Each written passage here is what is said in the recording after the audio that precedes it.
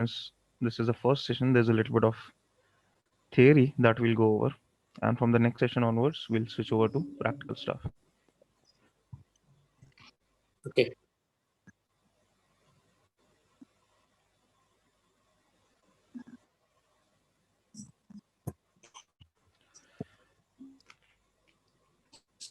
Okay, so is the screen visible to you? Class schedule will be all days Friday. Pardon? Class schedule will be all days. All right, so the screen is visible to you? Yes. You can see the screen? Oh, okay. So today we'll be going over a little bit of theory, like I said. Now, are you familiar with the term vulnerability assessment?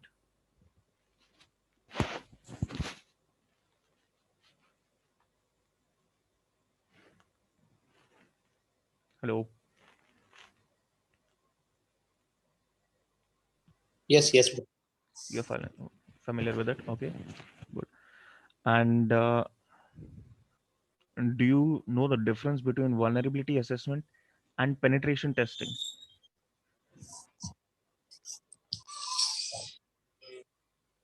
Not sure, but you know. Okay, we'll just go over that. So see, with vulnerability assessment, what you're doing is you're trying to find out all the security vulnerabilities, all the security flaws, you could say, within a system or a network or a resource, whatever your target is. And that's it. You stop at that point. You just look for vulnerabilities. You don't try to exploit them, or you don't try to Okay. take advantage of those vulnerabilities. But in a penetration testing, that is exactly what you do. You figure out some vulnerabilities, exploit them, and then try to gain access to the system, see how far you can get into the network or into the system based on how well or how poorly it might have been secured. So in a penetration testing, you're testing the system security. So you need to do whatever you can to try and hack into the system so that you can figure out all the vulnerabilities that exist and potentially suggest solutions for that. But in a vulnerability assessment, all you are supposed to do is just figure out what kind of vulnerabilities are present, and that's it. And now, when we talk about uh, types of penetration tests, there are two major kinds: external and internal. So, in an external penetration test, what you're doing is you are trying to simulate an attack by an attacker who's working remotely. Okay, so he's attacking a network or he's attacking some particular system within a network, but he does not have access to the network. Okay, he's sitting somewhere remotely, somewhere far outside the network, and then he is attacking that. While an internal test simulates what would happen in case of an insider attack. Do you know what's an insider attack? Within the same network. From within the network, if someone tries to Yes, attack. See, it's not necessary that an insider attack is only going to be carried out by an employee. It might also mean that someone inside the company is helping an attacker. Okay, so the attacker might be outside, but someone within the company might be helping them and giving them access to the network.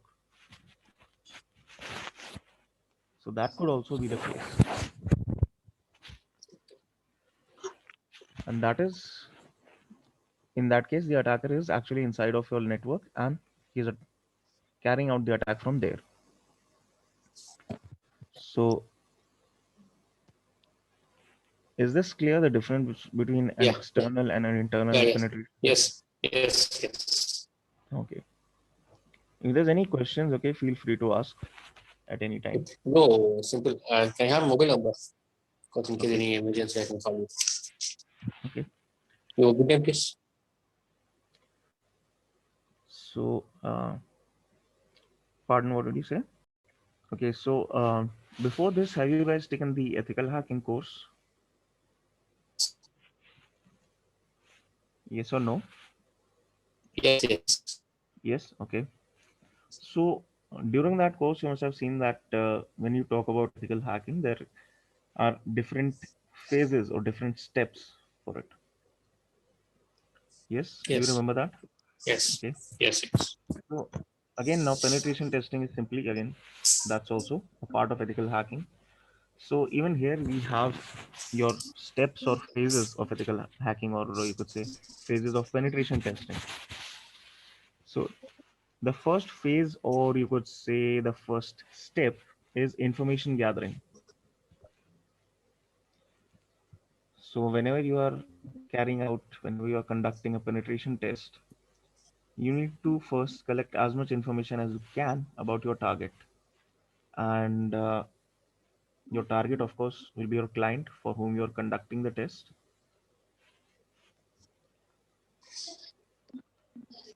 And in this phase, you don't go into too much technical stuff. Just you know, find out as much information as you can. Look at whatever information is publicly available. That is, for the most part, what you do in the information gathering step. And the kind of information that you need would be who is your client. Okay, so what kind of client are you attacking? What kind of information do they make public? Okay, so like I mentioned, it's all mainly based on publicly available information. Who is their ISP? Okay, maybe not that important. What type of business they are in, who works there, present or former employees. Now, this could be a very important piece of information. Details about the employees who are working there, who are working for your client. And do you know why that is the case?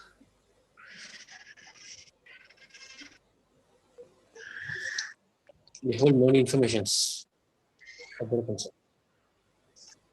See, yeah, with what happens is one reason for collecting information about employees is that you might have seen that these days people have a tendency to post a lot of information on social media. Okay, people post everything, starting beginning from what they did in the morning, where they went, what all they did. So basically, too much information is being shared by people on social media, and a lot of the time, people also post pics, or post some kind of status or something related to something they are doing in the office. And looking at that information might give you some information that you need. Maybe someone posted a pic of an event that happened in the office, or maybe some they posted a pic of some otherwise secured area which should not be posted online. And maybe you find something in the background of such a photo. Maybe you find some password written somewhere. I mean, this is just one example. There could be a lot of information. And are you aware of social engineering? Yes.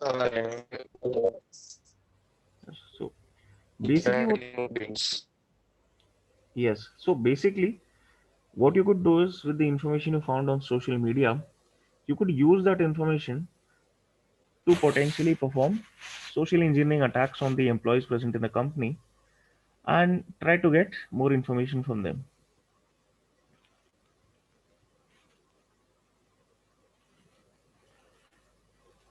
So when it comes to information gathering, you should never rule out the prospect of a social engineering attack, because if you carry it out well, you can get a lot of information. You might even be able to get some login credentials to the entire network. You might be able to get the login credentials to a company account. So basically, if you now, uh, of course, it's not going to be possible in all cases, but basically, if you are able to do this, then that's going to give you even more information. So while it's not necessary that you will perform social engineering, it's definitely a possibility, and you need to keep that in mind. Coming to the next page, So there are some tools mentioned here for information gathering. So one of the methods to gather information is Google Dorking. You guys familiar with this Google Dorking?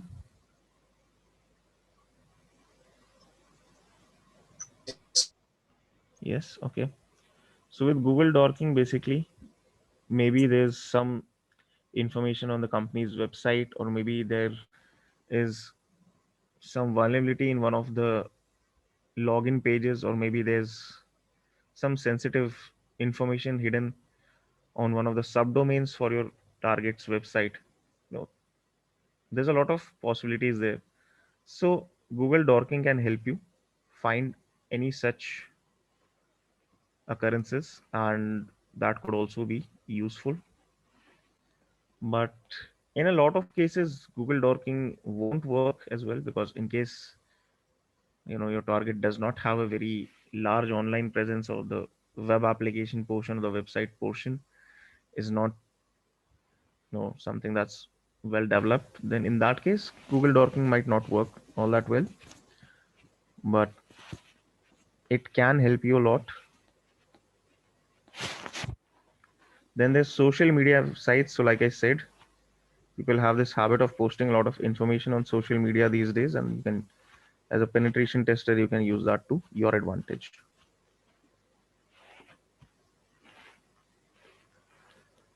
Then you have website scanners. So in case you're targeting a website, of course you have some tools which can help you look for vulnerabilities within the website itself, or you might just be using some informational tools to get a detail to get the details behind what technologies are being used on site. Then it mentions whois lookups. Of course, one of your priorities would be to try and get the network information, and you could use whois lookups for that. You could use DNS lookups for that, and that would give you maybe some IP addresses, or at least your target network ranges.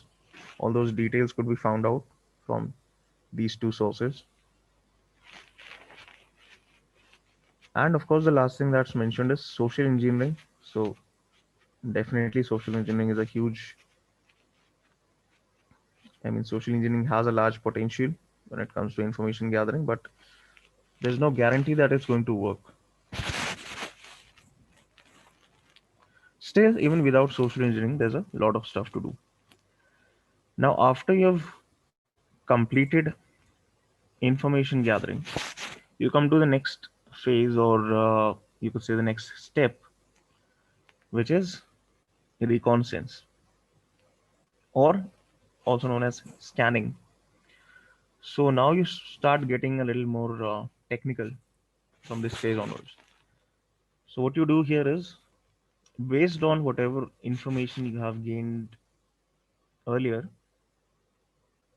you try to find out more technical details now. So let's say you figured out the IP addresses or the network ranges in the first phase. Now you use that information, try and run various scans on those IPs, try and figure out what kind of operating systems are being used on the target systems, or maybe try and figure out what kind of programs, what kind of services, what kind of applications are running on your target systems. All of this information is very useful, and it's definitely going to help you with your attack. So one of the first things that you do is port scanning. So you run a scan, try to check what ports, no, here we're talking about network ports. So what ports are open, what ports are closed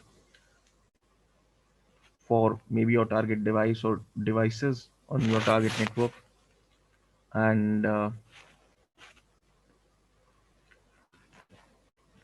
then there's also enumeration. Enumeration is basically simply another term for making a list of things. So you try to figure out what kind of services are running, what kind of service versions are present. You try to do vulnerability scans, try to figure out what vulnerabilities exist in your target's network, or what kind of vulnerabilities exist in the services that are running. So all of this stuff you try to find out by scanning. And now social engineering is also mentioned here, but that's definitely not what reconnaissance is. And of course, when you have all the details, okay, when you have a technical profile of what your target looks like, what kind of systems they're using, what kind of softwares they're using, then you can move on to the next phase. Okay, and by the end of this, you will also be aware of any potential vulnerabilities that might be present in the target systems that you can take advantage of.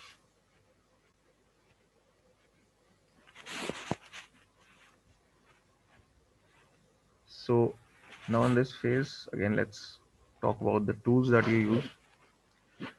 For port scanning, the best tool or the most popular tool you could say is Nmap. Are you guys familiar with this one, with Nmap? Yes, sir. Yes, okay.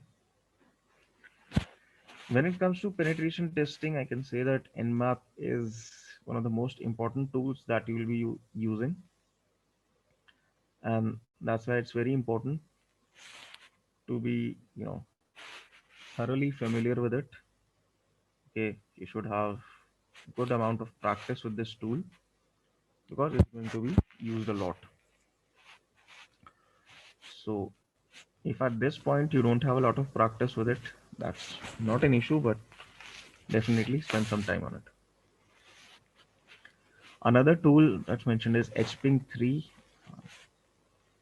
Now, of course, this can also be used for port scanning, but it does not have all the functionality that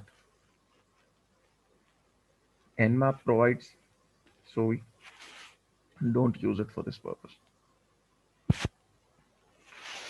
And also, something that's mentioned here is Netcat.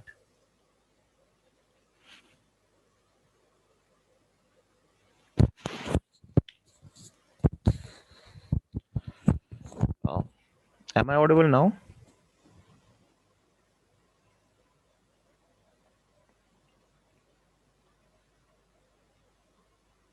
You said that you are unable to hear me. Sir, you are audible, sir. I'm audible? Okay. Yes, sir.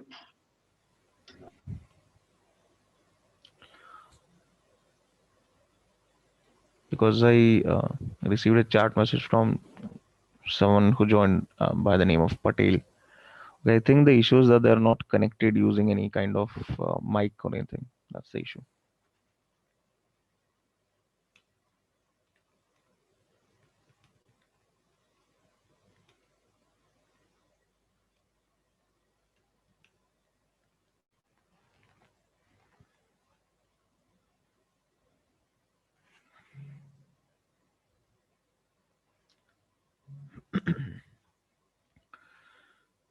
Okay, so yeah, are you familiar with Netcat? With what Netcat does?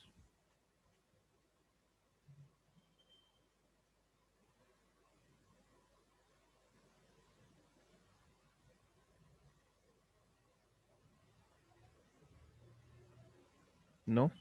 Okay. So basically, Netcat is a tool which is used to open connections. So either you can use it to open a port on your system to handle an incoming connection from some other system, or you can use it to connect to some other system. Okay, there's an open port there and you are connecting to that using your system. So that's the main purpose of Netcat.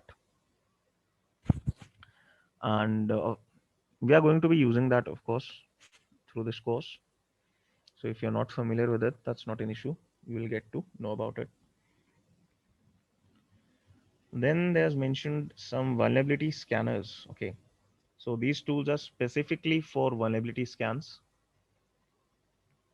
At least some of these. The first thing that they have mentioned is OpenVAS. Okay, so that's an open source vulnerability scanner. The next one is Nessus. Now Nessus is also very good, but the issue with with Nessus is that it's only available commercially, so you have to pay for it. There's a free version, but it has a limited functionality.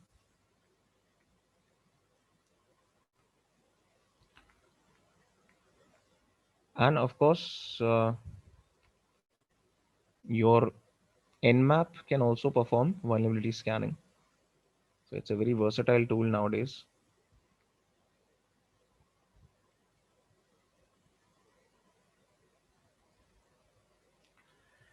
Then there's Metasploit. Have you used this one, Metasploit?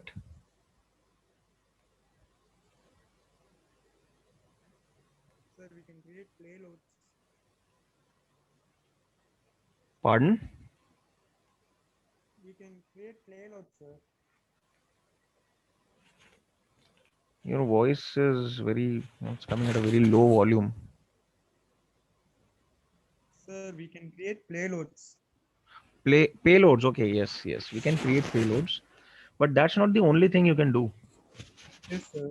We can take reversal connections. Definitely, yes, that's something you can do. Yes, sir. We can Excuse me. hijack a network, sir, using this Metasploit. See, Metasploit is a complete framework, so there's a lot of stuff that is available with Metasploit. Yes, sir. You can run different kind of scans on different kinds of protocols.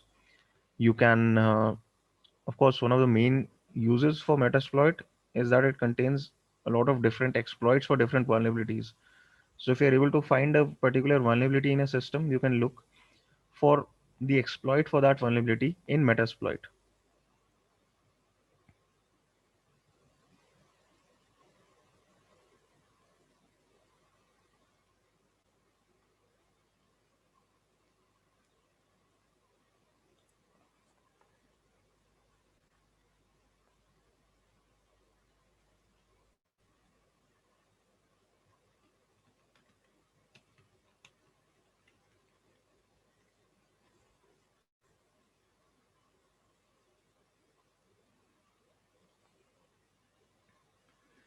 So Metasploit is basically it's like a complete toolkit. There's a lot of stuff.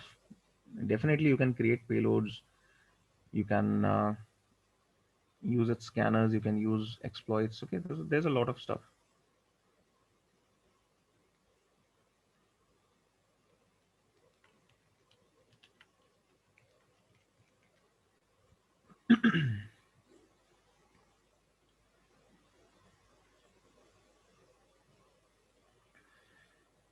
And the web scanners. Okay, so there are some tools that are specifically for scanning web applications.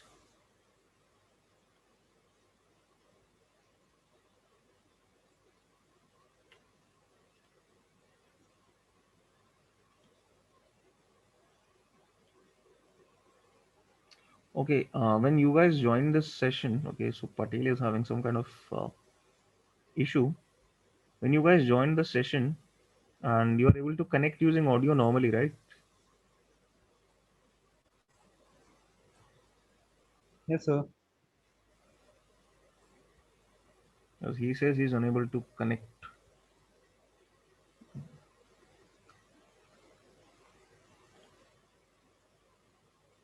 Okay, let's see.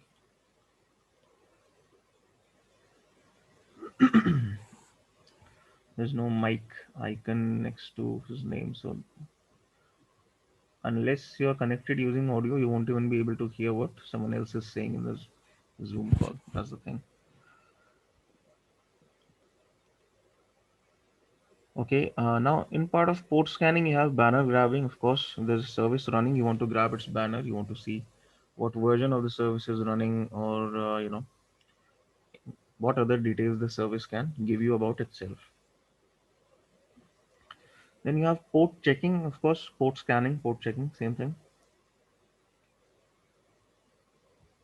So by the end of this phase now, you have a lot of technical details about your target. You know what kind of services are running, you know what kind of ports are open on those systems, you know what kind of vulnerabilities they have. So now that you've collected all this data, you move on to the next phase, which is exploitation or gaining access to your target. So you found a vulnerability, you found an attack vector, you exploited that, and now you are in your target system. Now there are some types of attacks mentioned here. First is remote attack. So it's simply, the attacker is remotely attacking their target. And there's client side attack. Now every application, every website has two parts, a client side and a server side, right? Are you aware of this? Yes, sir. Yes. So the client side is the portion that you're able to interact with, and the server side is it's running on the back end, is the part of the website that we as users do not see.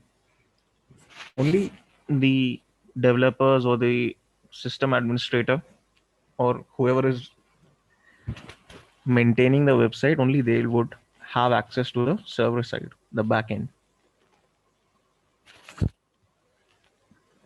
Now, on the client side, it may be the case that the client side portion of the application or the site might have some vulnerability. And if you exploit that, then that could be an example of a client side attack. Okay, just excuse me for a couple of minutes. I'll just be back.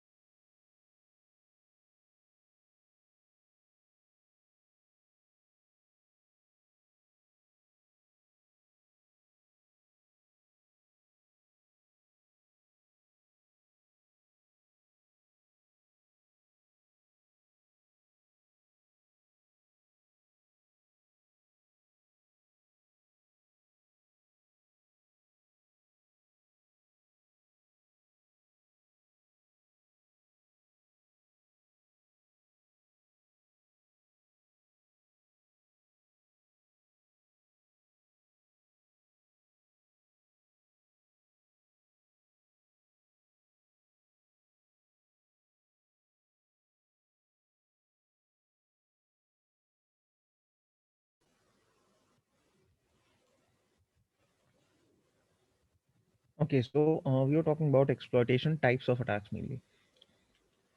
So these are not all the types of attacks that are present. Okay, there's quite a few types of attacks. This is just a very basic overview. Then there's blindside attack. Okay, blindside is not really a type or a categorization of attack. Okay, just give me a moment. I'm getting a call from the office.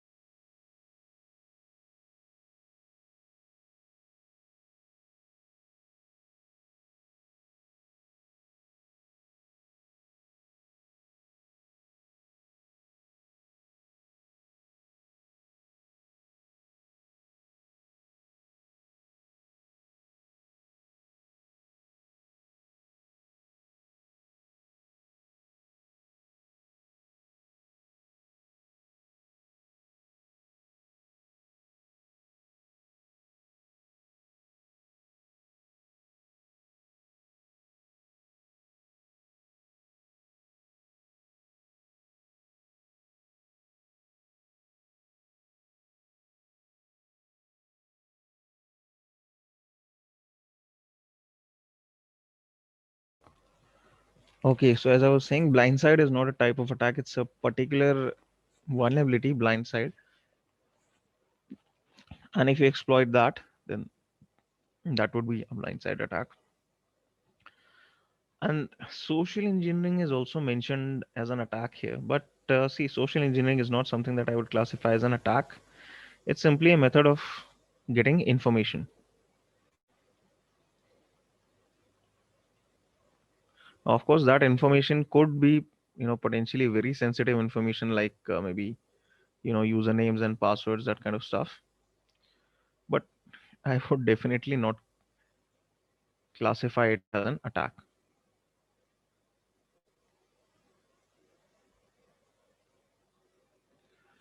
Okay, so the next thing that's mentioned is fuzzing attack. Are you guys familiar with this one?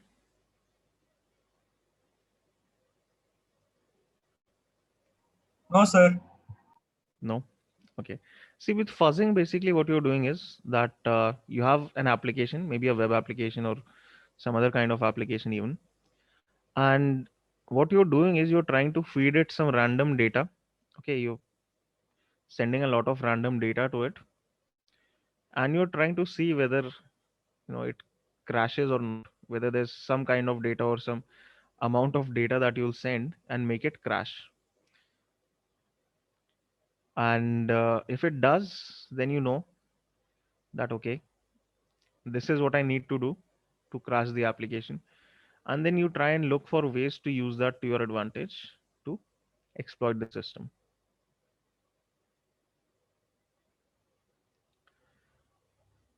That is what a fuzzing attack is. And the next thing that's mentioned is DOS. DOS is denial of service.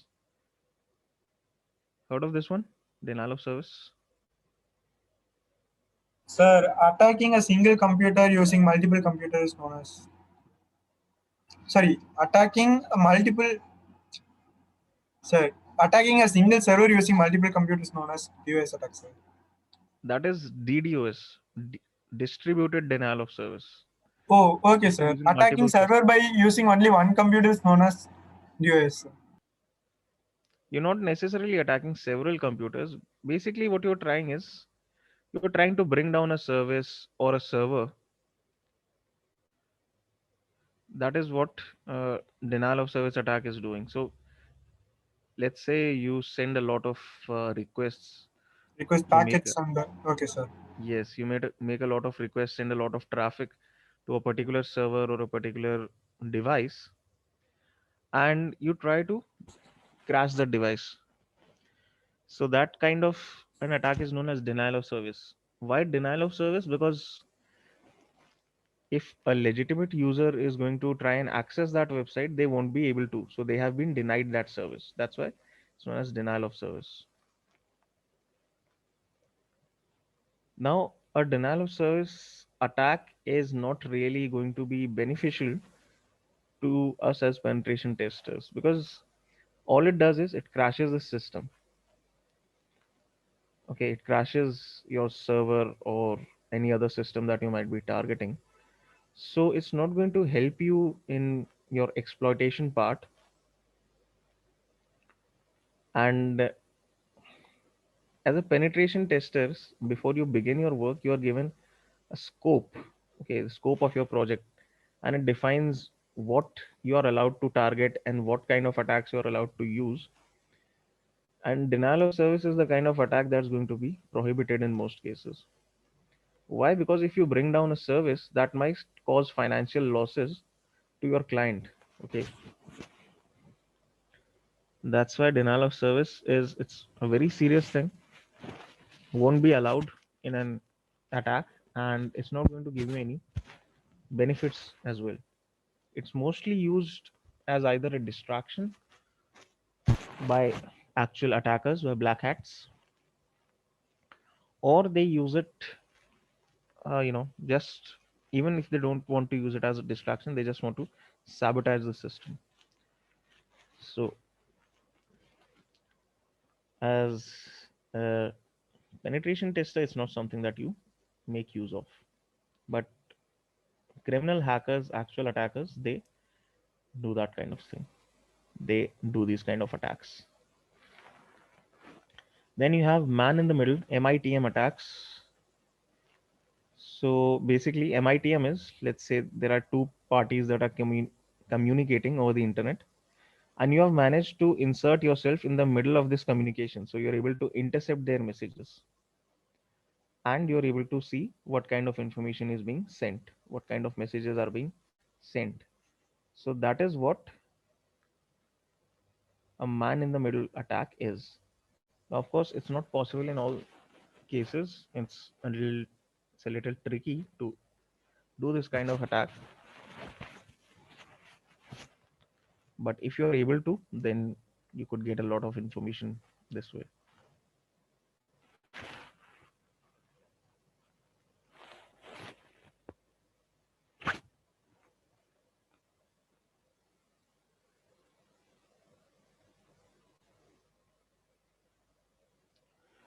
And when it comes to tools, okay, so again, Metasploit is mentioned here because like I said, Metasploit is kind of, complete framework.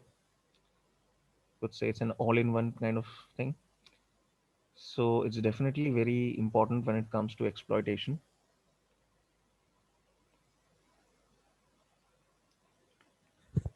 Then you have old school manual compile and fire. Okay, this means that you found a vulnerability, you have an exploit for it, and you compile that exploit code and just run it against your target.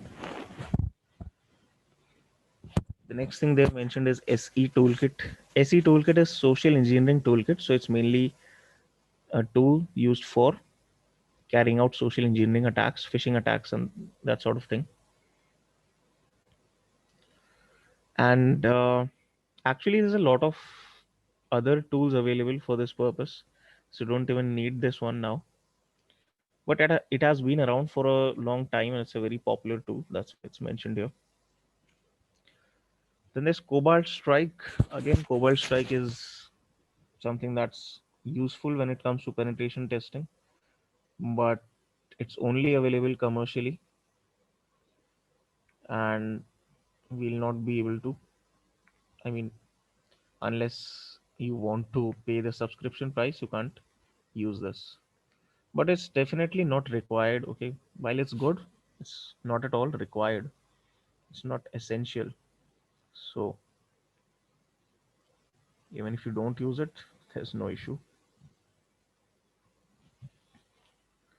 Denial of service attacks, I wouldn't exactly say these classify as tools, because that's just another kind of attack. The next thing that's mentioned is Google finding vulnerable feed sites. This would be part of information gathering actually. Google dorking, finding vulnerable sites, various other tools in Kali. Now, of course, depending on what service you're trying to attack or what protocol you're trying to attack, the tool that you use, of course, that will differ. So there's a lot of stuff depending on what you are doing. Now, in the exploitation phase, what you've done is you've exploited some vector, you've maybe exploited some vulnerability, and now you have access to your target system. You can directly interact with it. So, what now? Everything that you do after exploitation is post exploitation. So, one thing that you can do is you can maintain your hidden access. Okay, you can try to create a backdoor which ensures that you will have access to the system whenever you like it, whenever you want to, without having to repeat all the steps that you have taken to exploit it.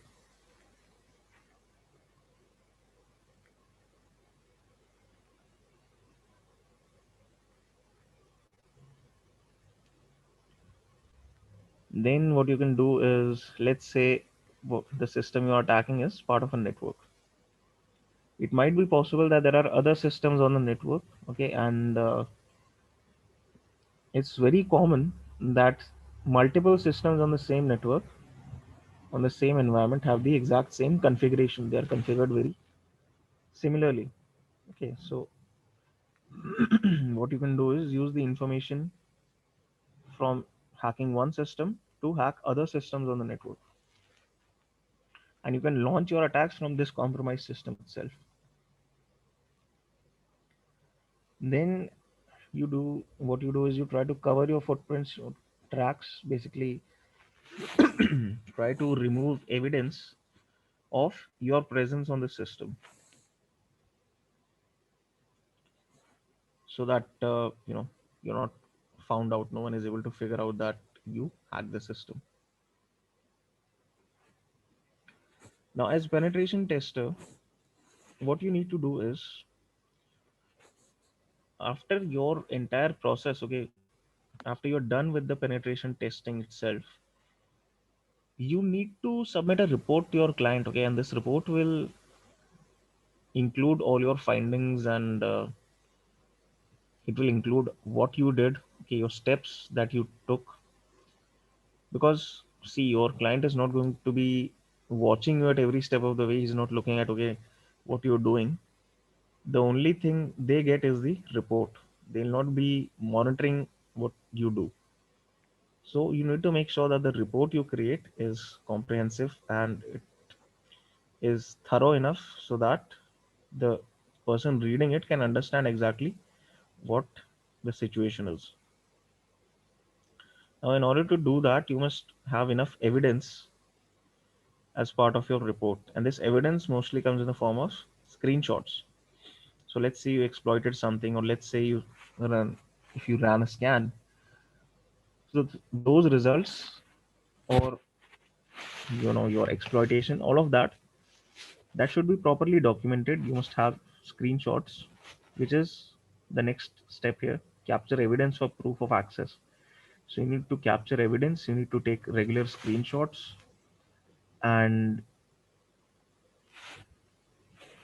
all of that will be a part of the report that you submit at the end. Document your process. Okay, this document your process is the reporting, the next step. Basically, this is actually part of the next step, the reporting part. Now, after you're done with your penetration test, you need to submit a report, and this report will include everything that you did, the vulnerabilities that you found.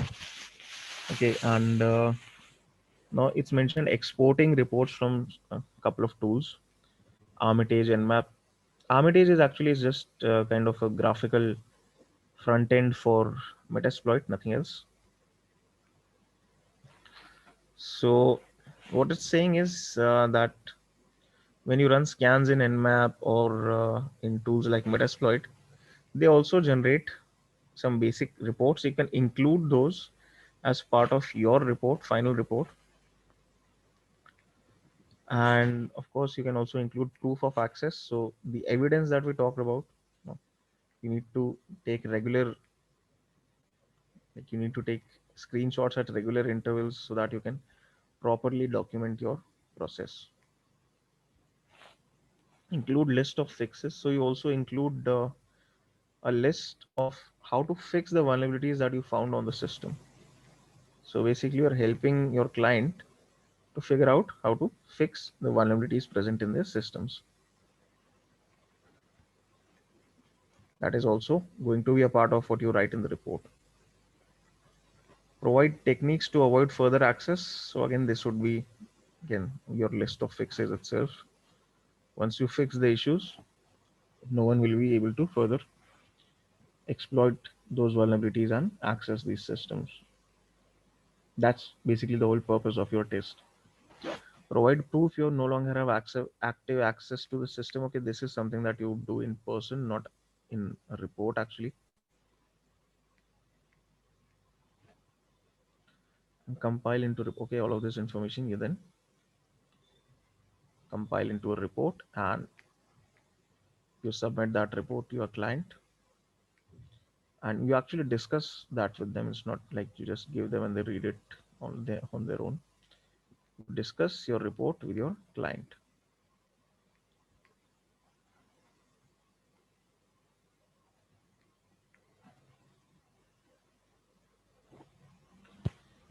Okay, so that's it for the theoretical portion of this course. Okay, so after this, we'll be moving on to the practical. Okay, Do you sir. have any questions from what we have seen so far? Any doubts, any Hello. questions from this? Yes. Yeah, this is Ashfaq. So this was the first stage of penetration testing. Yes. Actually, I joined late now. That's why I was facing an issue little bit. Right.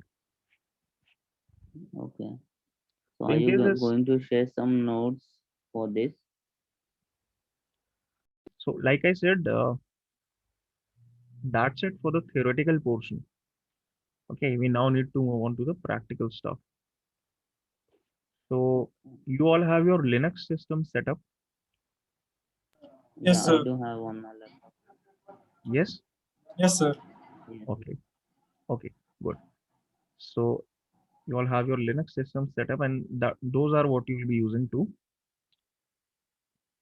practice Okay. this penetration testing. And when we come to the practical, what we do is we solve CTFs, capture the flags. Basically, challenges where you are hacking into a system and you're capturing some kind of text which acts as a proof that okay, you have hacked into a system. So that is how you practice penetration testing. So Okay. you hack different machines to practice through CTFs. Now, when I say machine, this could be a machine that you download. It could be in the form of a virtual machine, which is what we'll be doing for the first couple of CTF, or it could be something that you try online. Of course, that will also we'll also be covering that. So I'm going to give you a link, okay, in the chat. Mm-hmm. So this is the link, and I'm going to also show you what that is. Okay, so this is the link that I've given you. It's a website known as onehub.com, and there is a machine, or you could say there is a CTF known as basic pen testing. So that is what we are going to begin with. Now, what this is, it's an OVA file, so you need to download it. And when you download this file on your system, you can open it with VirtualBox or VMware, and it will set up as a virtual machine, which you can then attack with your Kali or Parrot or whatever Linux system you are using for attacking. Okay. Sir, can you please send this link of this one, sir? I've mentioned it in the chat. Sir, we didn't receive it, sir. Didn't receive it? Okay, I'll just paste it once more.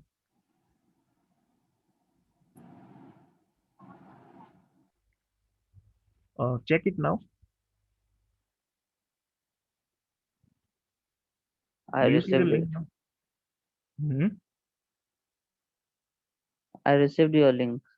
You received the link. Okay, should be visible to Yeah. everyone. I posted it in general chat.